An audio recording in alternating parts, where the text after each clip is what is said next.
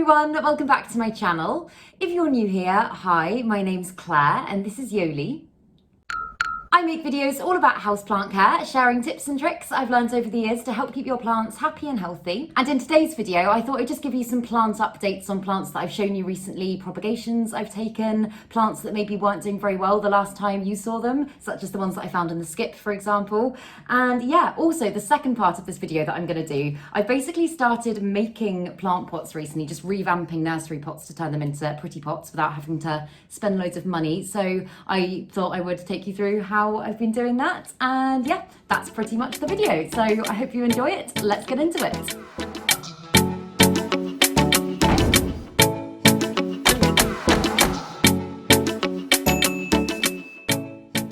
So the first plant update that I want to give you is my Anthurium warocqueanum, which, as you know from the last time I showed you, she was not doing well at all. I basically chopped all of her foliage back, popped her in this bag, which has been on a heat mat under grow lights, and she's coming back to life, and I'm so happy. I really thought she was a goner. I have to very carefully take her out.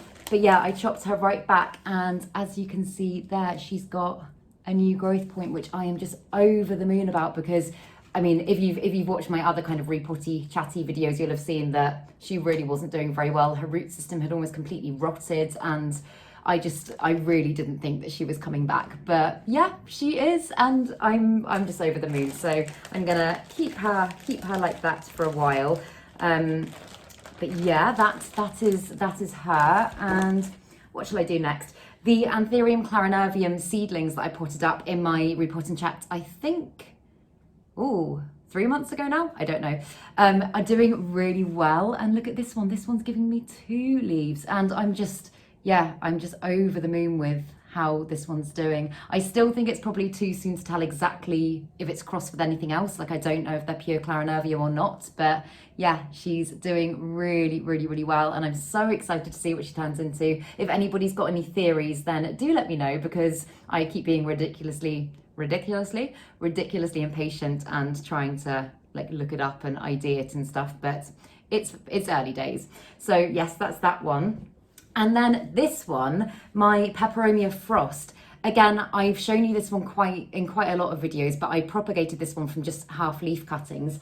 And since I've had it in my grow cabinet, it has just gone absolutely crazy. Honestly, if anybody's thinking about setting a kind of like grow cabinet thing up, I would highly recommend it. My plants have done so well in there, and it's only been going for like 3 weeks or something. But yeah, so this one is now absolutely huge. I mean, this is kind of at the stage where you could essentially chop and propagate it again. Like, it's a full plant now, so I'm chuffed with how that is doing. And the same one with my Philodendron melanochrysum. This one was the one that was hit really badly by thrips, and I had to take loads of cuttings. This is one of the cuttings, and again, when I put it into the grow cabinet, I don't know what you call it, grow light shelf cabinet humidity thing, when I put it in there, it had 3 leaves, and this one here was pretty new. It kind of hadn't hardened up yet.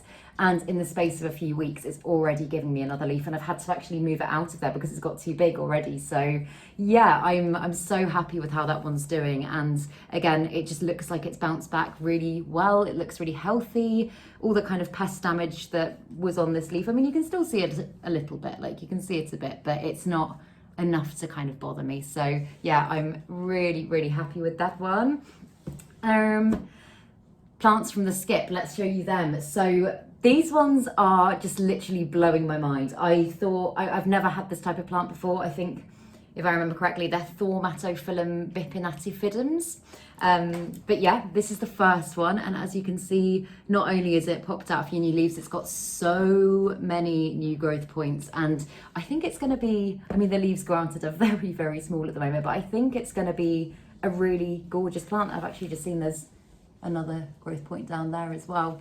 And then the other one, because I divided it. Oh, the other one is the same. Again, it's starting to kind of sprout quite a lot of new growth, and they just seem really happy. I mean, I didn't know what to expect, so I'm really pleased with how they're doing, and I'm hoping in a few months' time, especially kind of coming into growing season now, and when I start fertilizing them and they're getting more light and everything, I think they should be pretty fast growers. So I will keep you updated with those ones, but I'm just over the moon that I've been able to give them a second chance at life. But yes, what one should we do next?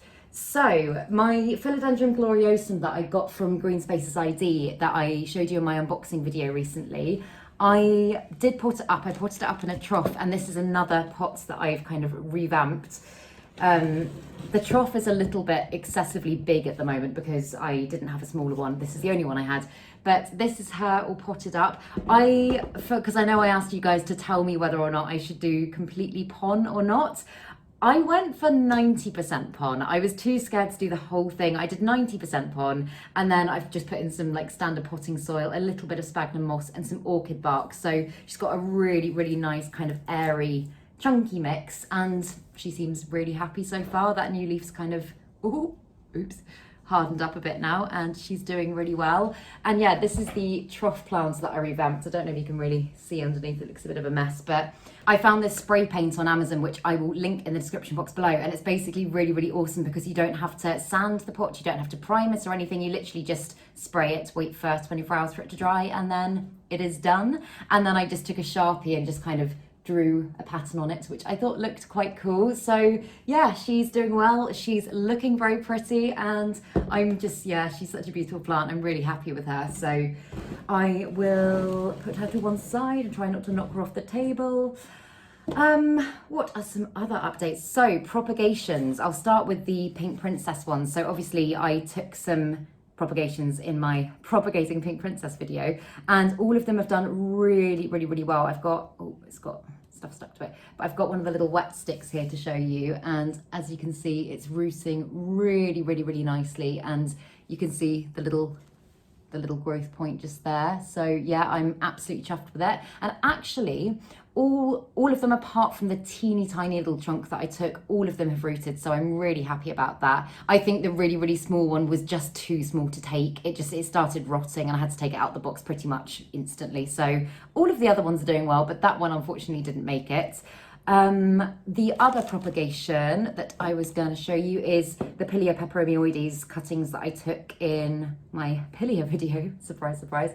And as you can see, it's just doing amazingly. I mean, I would say probably in the next 3-4 weeks, this is going to be ready to be potted up. It might be even sooner, to be honest. Now that the weather's warmer, they do kind of tend to speed up quite a bit, but those are just such great roots. So yeah, I'm excited to get that one potted up and make more of these plants because I love those plants so much.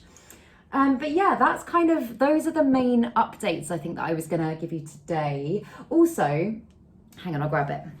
So at the moment, 3 of my Anthurium clarinerviums are all producing inflorescences, which, yeah, you can see just there, which technically means that I can pollinate them. They're all annoyingly at the same time in the female stage, which means basically they have to be in the female stage to be pollinated, but you can't get the pollen until afterwards when they go into the male phase. So I'm having to wait, and what I'm going to have to do this time, because I did actually store some pollen about 5 months ago, but I think just because I didn't seal the bag properly, I froze it and water got in and now it's not usable. So what I'm going to have to do is I'm going to have to wait until these enter the male phase, and then I'm going to collect the pollen, seal it well, freeze it, and then hopefully when they produce inflorescences again, I will be able to successfully pollinate them. I've tried a couple of times now, and one I think has worked, but this one, I mean, this is, to be honest, this is the best shot of a plant, I think, because my other ones are just a lot smaller and they obviously don't have as much energy to be able to pollinate. So I'm hoping that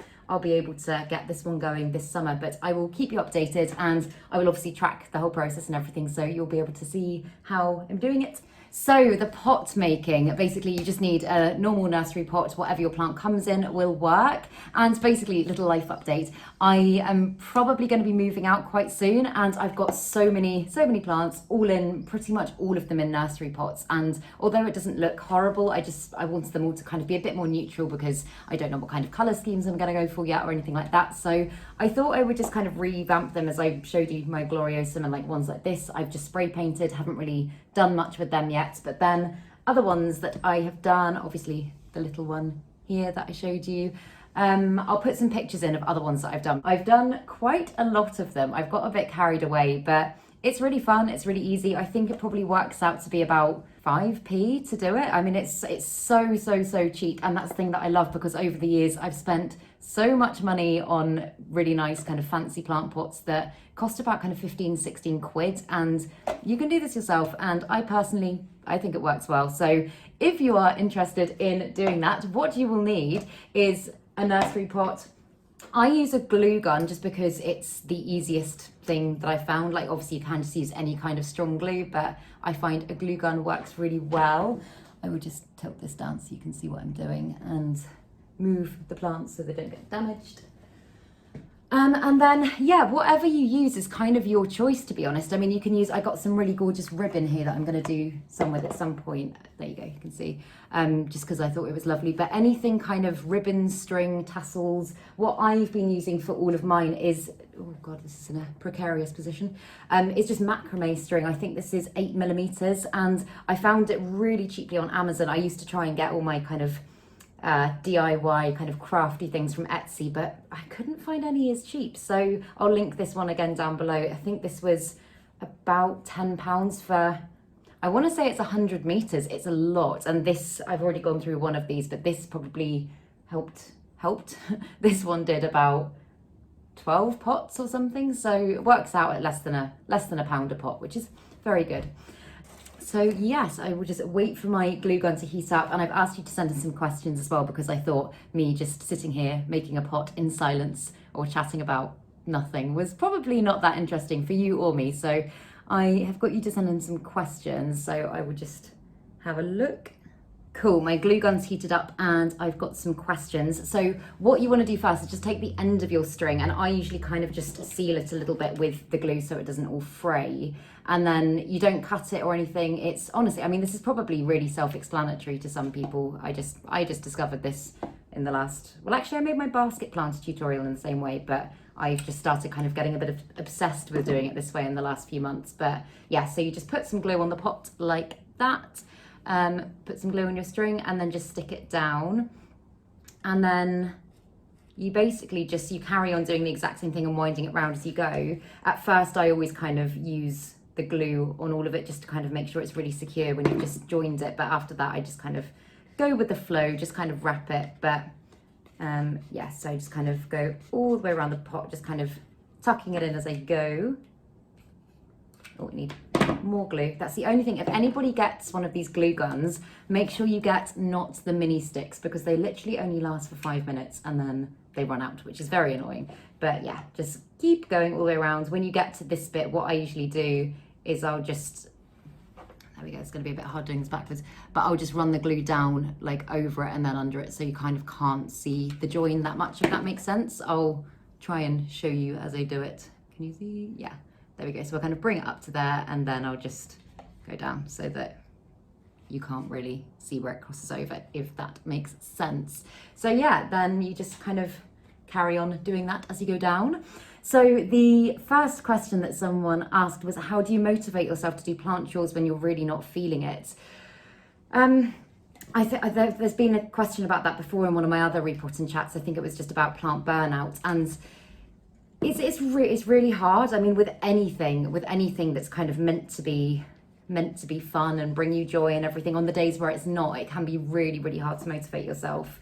And I always just try really hard not to get into that vicious cycle of beating myself up because I'm not feeling it. I mean, I know with plants, they are living things and you do need to care for them, but if I'm not feeling it one day, to be honest, unless something needs kind of immediate attention, unless something's kind of wilting and on the verge of dying, I will probably just be like, okay, let's just leave it for today, do it tomorrow, whatever.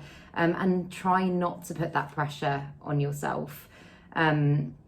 Yeah, I mean, there's some days where I kind of walk in here, because I've got most of my plants in here at the moment, walk in here and I'm just like, oh, I just want to kind of, I really want to get started and I really want to be in that headspace, but I'm just not. And especially if I've got loads of other things that I need to be doing, then it can be difficult. But I guess really it's not like motivation as such, but I would say just start. Like, I know that's probably bad advice, but I often find that on days where, for example, if I've got hours worth of watering to do or something like that and I'm not really feeling it, once I've actually kind of filled up my bowl, got some of my plants there and I've started, I'll then have the motivation. I'll then be like, okay, this is fine, and it won't feel so much like a chore then. But yeah, I know that's just what I do. I kind of just make myself and then find that, yeah, you know what, I do love this and the motivation is back. Also, by the way, if you can see my face is very red, it's absolutely boiling in here. I didn't think it would be this warm. It's a beautiful day, so I'm very, very happy about that, but it's absolutely boiling and I'm burning up. So yes, that's why I'm very pink. I feel like, I'll carry on doing this for a minute. I just want to think on that a bit more because I feel like there's probably more to say. I guess the other thing to say about plant chores is that if you're not feeling it that day, and like everybody has those days, I don't know anybody that's just on it the whole time. If you are having one of those days, have some kind of tricks up your sleeve that you can use to kind of make it all a lot easier and not feel like so much hassle.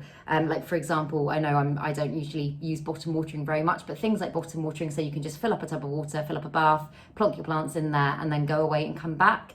Things like that, so that you kind of don't have to, if you don't have the energy to give on that day, instead of kind of being like, right, you must do it, having some things like that. I mean, self-watering planters as well. Oh, actually, I'll show you what a DIY one that I made.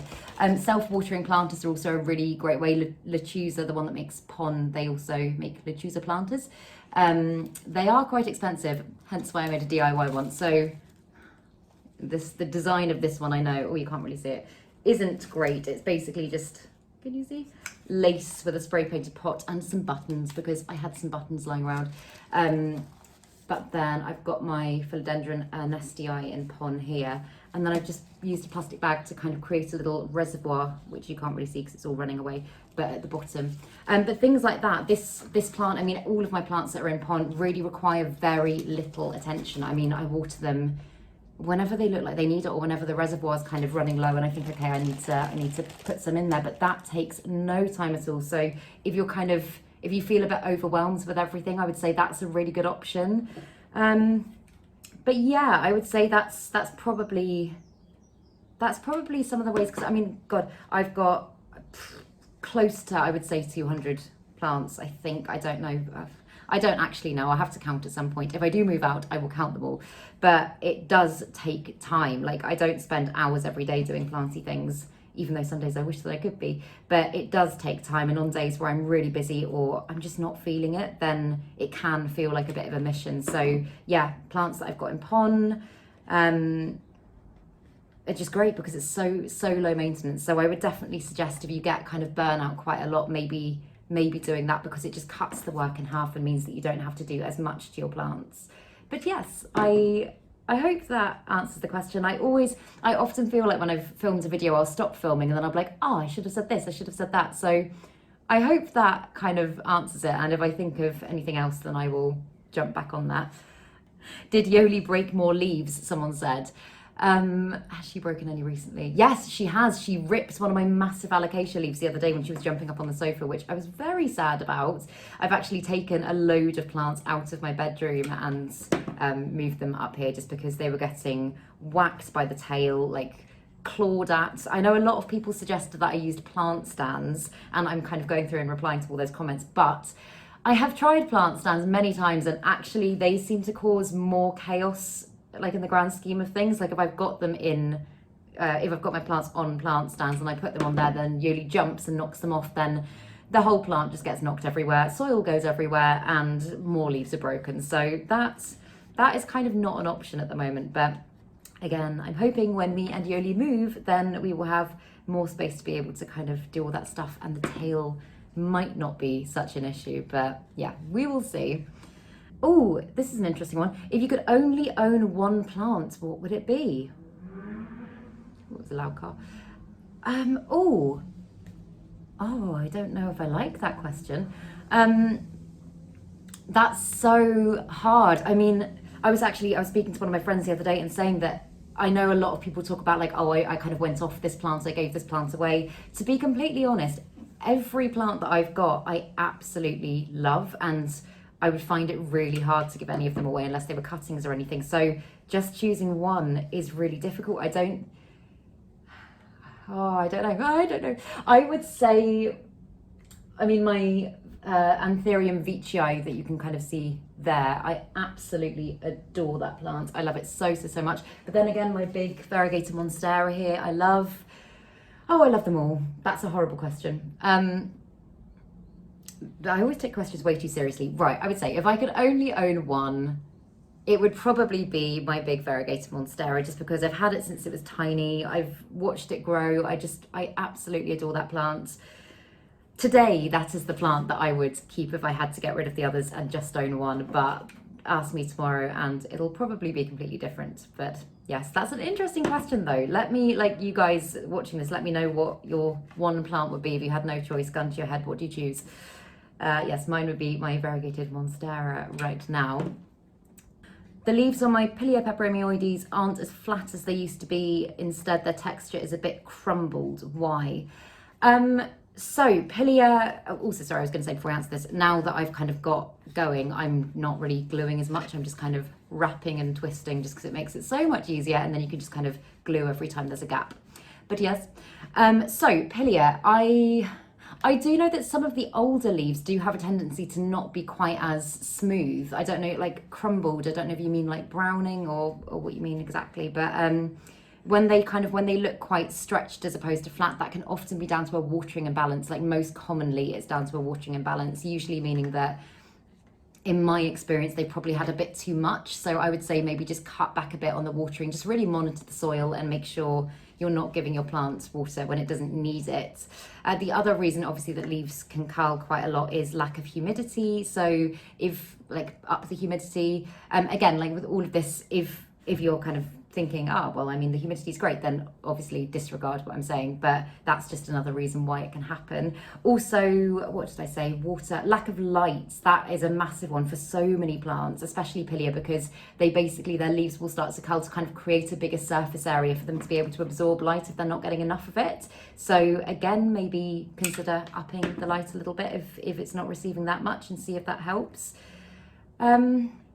Crumbled texture, yeah, as I say, I think I know what you mean by that, if we're thinking of the same thing. And I have seen that in more mature Pilia leaves before. They can be quite like bumpy and not as kind of smooth. So I mean, obviously if it's just suddenly started happening, then I would say definitely check for pests.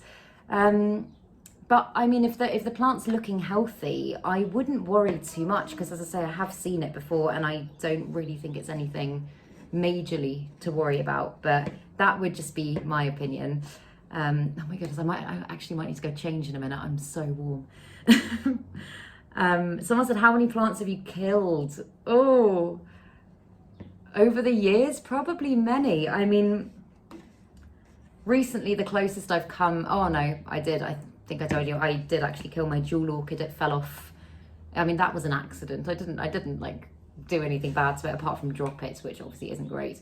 It fell off my grow light shelf downstairs and the stem snapped right at the base, no nodes, and that died. So that was one. My Anthurium warocquianum, that was very close to dying, and I'm hoping now that I might have been able to revive it, but it's looking hopeful. But that is another one that came close. I mean, over the years, I know that I have, especially when I was first getting into houseplants, and I didn't know, I mean, God, when I first started getting plants, I had absolutely no idea that they all had different care requirements or anything like that. And I would just kind of get a plant and think, it obviously needs to be near light, so let's put it in direct sun, and it likes water, so let's water it every time you think of it. So I didn't really know anything about what I was doing. And yeah, I'm sure a lot of plants died. I can remember my African violets, which is one of my first plants. Had a ficus as well that died. There's been quite a few. If I had to put a number on it, I would say maybe, I don't know, 10, 12, but it could be way more. I don't know. I honestly don't know off the top of my head.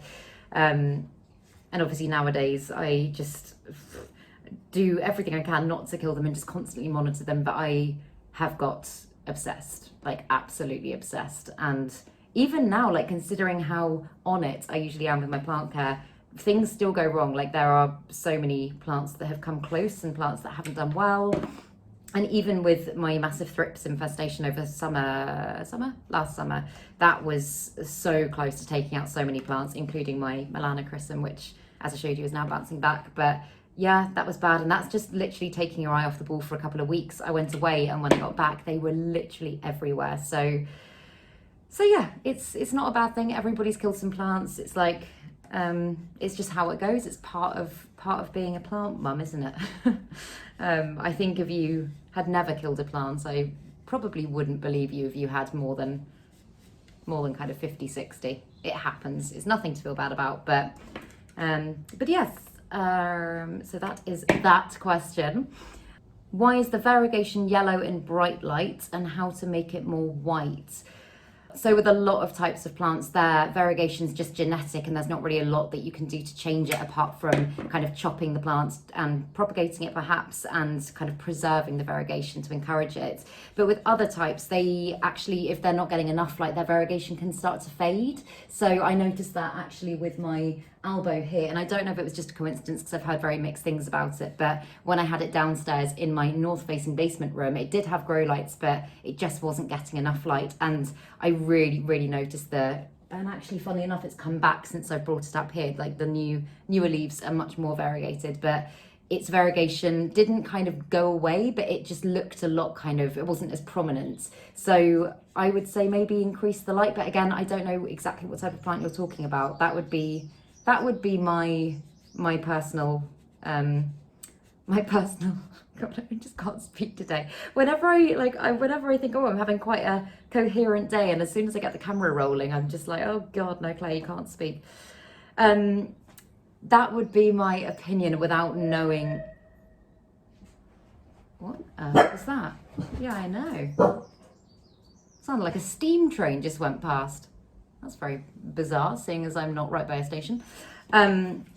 But yes, that would be, I've now completely lost my train of thought. That would be what I would say without knowing more details about the plant. Basically, feel free to drop me a message on Instagram with some more details on the plant, and I will do my best to help. But yeah, what do you think is the most overrated plant? I think I've said this one before.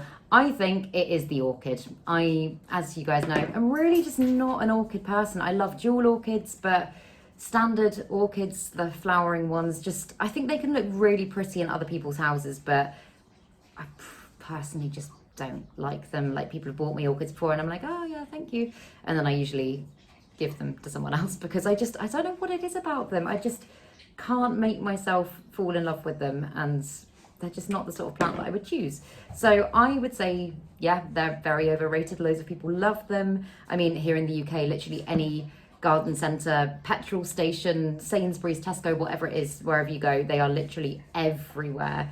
I don't get it personally, but hey, that's just me. How did you get into indoor gardening? To be completely honest, I don't know. There's a few. So basically, my mum is kind of an avid outdoor gardener. She loves like conventional gardening so much, but never really had that many houseplants, I don't think, or at least that I remember. My nana had loads of African violets. I do remember that, and I remember getting one and being so happy with it. I called it Shelley, and it was amazing until I killed it. That's just a plant that I killed. But I don't really know. I guess, I mean, I just loved the look of greenery in the house. Like, I had a load of fake plants for a while, and I was like, oh, they just look so nice, and it makes everything feel kind of airy and natural and all that sort of stuff. And then over time, I just kind of started getting a few plants here and there. I think I got a monstera quite early on, and I don't have it anymore. And maybe I don't remember killing that one, actually, but I also have no idea where it is nowadays. So maybe I did, I don't know. But yeah, and then I just started getting really fascinated with researching different types of plants and stuff like that, when I realized that all plants had different care needs and required different things in order to be able to survive. I just got absolutely fascinated with it, and I got some books on it. I started doing loads of research on the internet. I started watching loads of YouTube videos, and I guess that's kind of when I started going a bit crazy with it all. And then obviously lockdown hit. I mean, I had probably about 90 to 100 plants before lockdown, so I was already pretty plant crazy, but also when I was in my house, I was like, ah, my goodness, I must get all the plants. And that is when I started my shop, and that's when everything went a bit plant mad. But, oh, I've lost the scissors. Oh, I didn't bring them through. That's why. One second. There we go. So yes, I think that is pretty much how I kind of found indoor gardening. But yeah, I don't think there was just kind of one specific thing. I just liked the look of them. Then I found out more about them. Sorry, by the way, I've completely forgotten that I'm meant to be showing you what I'm doing. So I've got to the end here and I've just cut the string, and then I'm just gonna seal it again with the glue gun to make sure it doesn't come unraveled. But yeah, I obviously just started, found that I loved it, then found that I wanted to buy all of the plants, got a bit obsessed, and here we are. But yeah, that's not the most exciting story. I'm sure it's the same for lots of people, but that is, I think, for me, how it all started. But yeah, so that's what it looks like at the moment. I might actually, so obviously you can still see the orange rim. I don't mind that actually. I think that looks quite pretty, but I was going to say what you could do, and what I've done with some of my other ones, I've got kind of thicker string here. You could kind of wind that round the top so you can't really see it as much. Do I like that? No, I think I'm going to keep it kind of the terracotta orangey colour because I quite like that. And then, so I got quite a lot of stuff. Again, like these are all pretty much either Amazon or Etsy finds, like that. Obviously the macrame string. I've got some, what is this? I think it's Hessian kind of ribbon, and it's really, really nice. Again, it kind of just adds a really natural vibe. And as I say, I'm going to try and go for pretty natural colours, and then later on if I decide I want to spray paint them or paint them or anything like that, then I can. But for now, this is what I'm going for. And then the plant pot that I showed you, have I showed you this one already? God, I'm having an absolute mind blank. This one, I basically just used the Hessian stuff and folded it over and stuck it down with the glue gun again. And then I had these wooden buttons, and I decided to use them because it's fun and it adds a little bit of texture, adds a bit of texture. So I did that for that one. And I'm tempted with this one to use that lovely blue ribbon that I have got. I think that looks quite pretty, but then I'm not sure if I'm a fan of it with the terracotta bit, unless I put it at the top like that so you can't really see it. Well, that looks quite nice actually, doesn't it? Do I like it? Yeah, why not? We're gonna go for this. We're gonna go with this. And then the good thing about making all your plant pots yourself as well is that you can then obviously kind of do a similar style but not exactly the same, and have all of them kind of tying in, so they'll be like, yeah, splashes of colour over there, and then, yeah, I don't know. So yeah, again, I'm just gonna put some glue at the top there on the, hang on, do I want to keep the orange? I quite like the orange. Oh, I don't know, I'm being really indecisive. Yeah, I actually think it looks quite nice with a strip of orange at the top. So I'm just gonna wipe away the glue that I have just put on there, and I'm gonna glue it just below. And I mean, again, pretty obvious, but I'm literally just gonna run my glue round in exactly the same way as before and stick it on, and hopefully it will look really nice. The next question is, what makes you happy?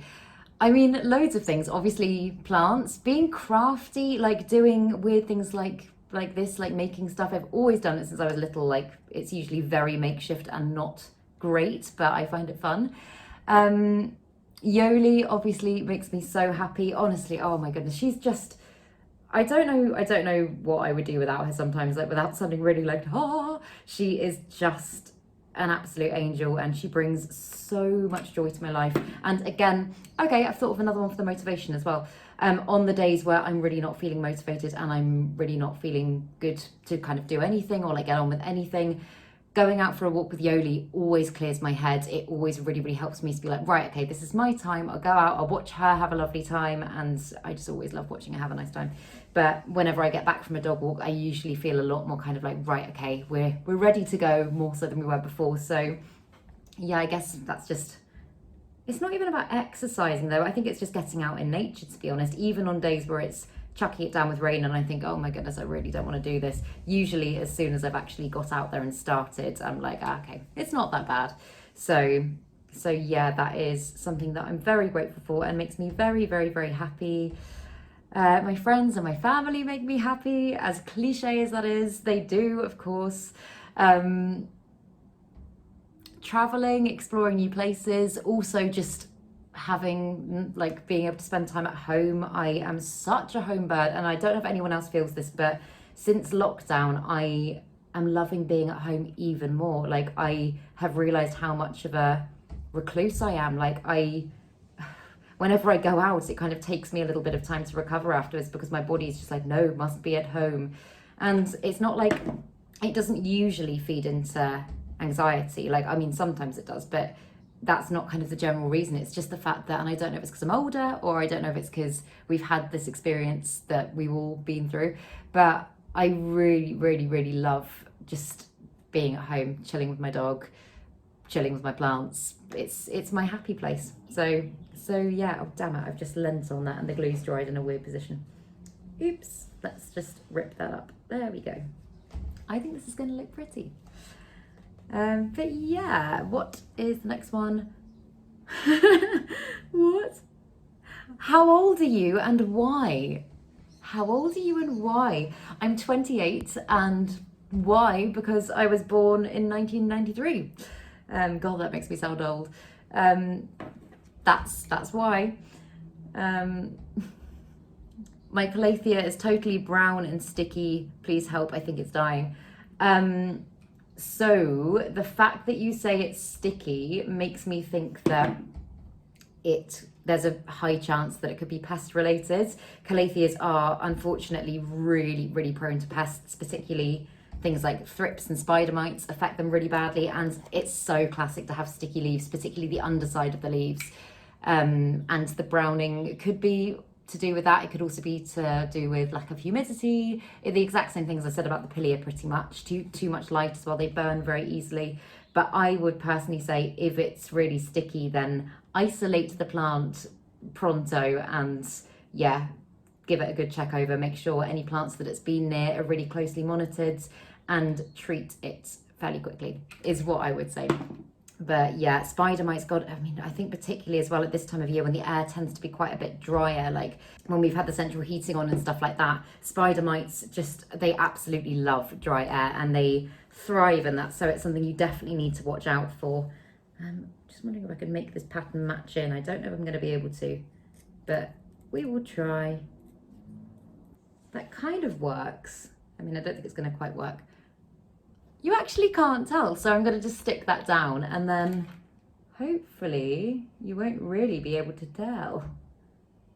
So there we go. I think that looks so pretty. I was thinking I might put this syngonium in it. I mean, obviously I need to pot it in there, but that's the nice thing as well, because usually when you have pretty pots, they don't have good drainage and you can't pot them directly into the pots. But I mean, I obviously will need to, yeah, take it out of this. But I just think that looks so pretty.